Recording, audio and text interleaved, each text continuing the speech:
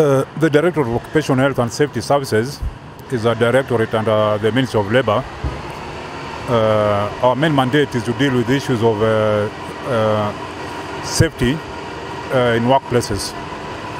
So, we have regulations we have set to ensure that people work in a safe environment.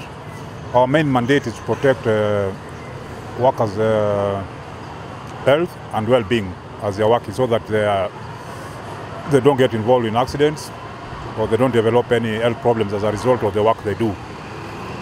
So we are based at the Ministry of Labour in industrial area.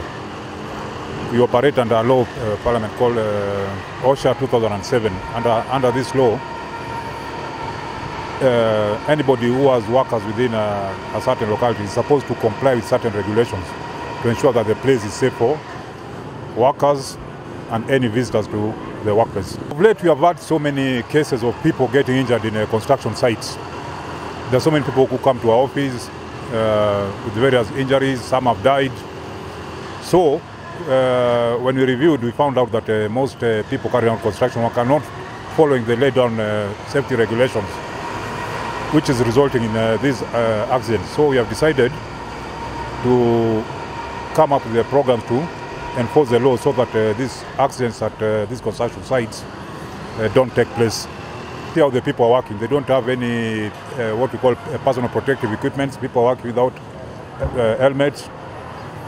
They don't have masks.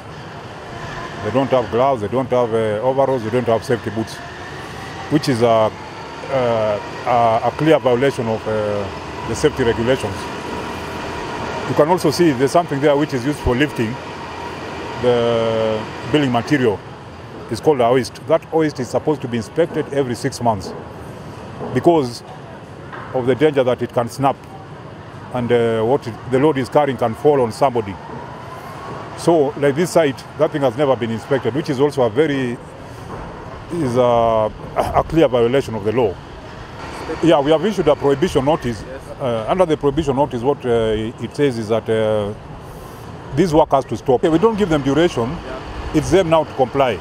Even if they comply today, and they provide the workers with all those things today and have that hoist inspected, then the prohibition notice will be lifted. So it is upon the contractor to comply with the regulations. Since the beginning of this year, we have received over 50 cases of people getting injured in these work sites. What we have not received is medical examination history for these workers, because under the law, these workers are supposed to be examined based on the work they are doing. They are exposed to cement dust, which can cause some lung problem called silicosis.